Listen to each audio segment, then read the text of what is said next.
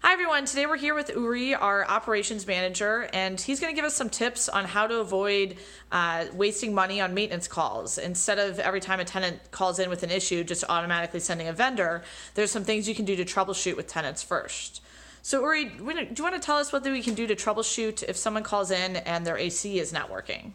Yeah, definitely. The first thing I want them to try is replacing the batteries in the thermostat. Oh, that makes sense. Yep. If the problem persists, let's try to check the furnace itself, the AC unit. Replacing the air filter is an important factor for the furnace to be working properly. Yeah, that's true. I know sometimes when the air is not pushing out very much, that can actually just be because of a full filter, and that's something the tenant can take care of themselves, right? Correct.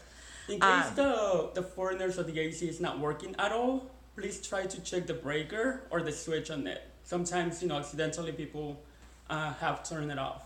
Oh, that makes sense too. Okay, great. What about an electrical issue? Like, I don't have any power in my bedroom and my living room. If it's partial, let's try to check the breaker panel first. Okay. Let's see if any of the breakers have flipped. You can play with them back and forth a couple times. You can also check the GFCI outlet and try to reset it. Okay, yeah. That helps. That makes sense too. What about the garbage disposal not working? Like, it won't turn on at all. If I put food down there, it's not turning on. That's another easy fix. Let's try to check the GFCI outlet again. Underneath the kitchen sink, you can unplug it and then plug it back in. Also, it has a switch, so you just try to play with it, on and off. And if it doesn't work, then it's time to call a professional. Okay, perfect.